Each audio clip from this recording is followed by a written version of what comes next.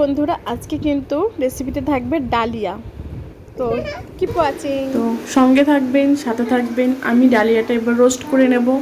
Roast করে নিলে কিন্তু গন্ধটা খুবই সুন্দর বেরোয়। এবার মুগ ডালটাও তার সাথে কিন্তু আমি সাথে সাথেই ভেজে নেব। এটা নামিয়ে রেখে তারপর মুগ ডালটা আমি ভাজবো। এত সুন্দর গন্ধটা বেরোবে রান্না করার সময়। আপনার যে একটা স্মেল হয় কিন্তু ডালিয়ার, সেই স্মেলটা বেরোবেই না। ধুয়ে নিয়ে আমি আবার ওটাকে ভিজিয়ে রাখবো কিছুক্ষণ, সামান্য কিছুক্ষণ। যে আমি ডালটাও দেখুন ভেজে নিয়েছি, একদম ব্রাউন করে ভেজে নিয়েছি। আস্তে আস্তে করে ভেজে নিয়ে আপনারা দেখুন কত সুন্দর করে ভাজা হয়ে যাবে। এবার আমি দুটোকে একসাথে করে রাখবো, রেখে তারপর আমি ওটা জল দিয়ে ধুয়ে দেবো। সঙ্গে সঙ্গে গরম অবস্থাতেই জল দিয়ে ধুয়ে দেবো। এই দেখুন ডালিয়াটা আমার, ডালিয়া আর মুগ ডালটা একসাথে আমি রেখে দিয়েছি। এই যে জল দিয়ে আমি ধুয়ে ফেলবো। আমি কিন্তু 2-3 বার জল দিয়ে ধুয়ে নিয়েছি, আমি শুধু একবারই দেখিয়েছি, কিন্তু আপনারা এটাকে ভালো মতো ধুয়ে নেবেন। এই দেখুন এরকম একটু গরম ছিল, ওই জন্য আমি হাতা দিয়ে ভালো করে আমি নেড়ে নিয়েছিলাম। এবার ভালো করে আমি ধুয়ে একটুখানি এমনি করে রেখে দেবো। এই দেখুন কত সুন্দরভাবে ধুয়ে ফেলেছি। আপনারাও এরকম করে ধুয়ে নেবেন। ধুয়ে নিলে কি তাহলে আর গন্ধটাও কিছু থাকবে না, আর একটুখানি ইস্যু হয়ে যাবে। সবজিতে কী কী নিয়েছি, কুমড়ো নিয়েছি, বিনস নিয়েছি, আলু নিয়েছি, কাঁচা লঙ্কা নিয়েছি, আর কিন্তু গাজরটা নিয়েছি। এই সব সবজিগুলো আমি দিয়ে দেবো। আর কিন্তু পুরো রান্নাটাই কিন্তু আমি এই সাদা তেলেই করব। এবার আমি জিরে দিয়ে দেবো এর মধ্যে, আর লাস্টে কিন্তু একটু ঘি দেবো আমি অবশ্যই, তাহলে কিন্তু আমার রান্নাটার টেস্টটাই আলাদা হয়ে যাবে। আর এটা আমি একাদশীতেই করেছিলাম। এই দেখুন একটু আদাও দিয়ে দিলাম তার সাথে ভাজা করে।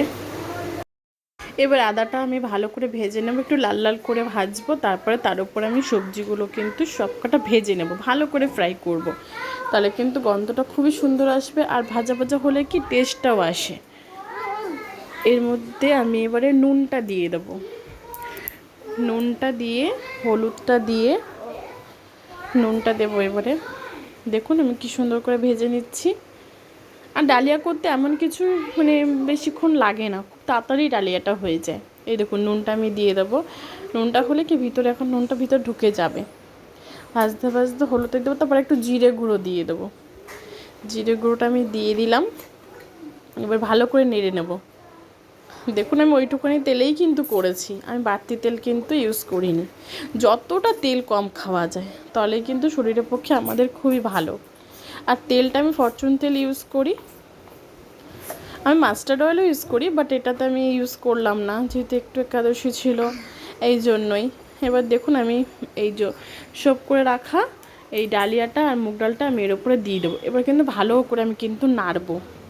দেখুন হাত দিয়ে আমি ছড়িয়ে দিয়েছি পুরো, ভালো করে এবারে কষিয়ে রাখবো। দেখুন ভালো করে নাড়বো, নেড়ে আমি পাশে একটু রেখে দেবো। তারপর গরম জলটা করব, করে তারপর আমি গরম জলের মধ্যে পুরো ইনগ্রিডিয়েন্টসটা দিয়ে দেব। এই দেখুন আমি পুরো নাড়া কমপ্লিট, সব কিছু হয়ে গেছে আমার কষানো। এবার আমি দেখুন গরম জলটা বসিয়ে দিয়েছি হাঁড়িতে। এবার জলটা আমি অপেক্ষা করবো গরম হওয়া। এই দেখুন আমার ডালিয়া কিন্তু কমপ্লিট হয়ে গেছে। আমি থালাতে বেড়ে নিলাম। দেখুন কত সুন্দর থকথকে ডালিয়াটা হয়েছে, পাতলাও হয়নি। পরিমাণ মতো জলটা দিতে হয়, বেশি দিতে হবে না। জাস্ট 2 আঙ্গুল উপরেই আমাকে জলটা দিতে হয়েছিল। তারপরে আমার ডালিয়াটা কমপ্লিট হয়ে গেছে। তার সাথে কিন্তু আমি বেগুন ভাজা, সাথে বেগুন ভাজা, পটল ভাজা আমার পাতে ছিল। তো ভিডিওটা ভালো লাগলে অবশ্যই কিন্তু শেয়ার করবেন, আর একটু লাইক দিয়ে দেবেন।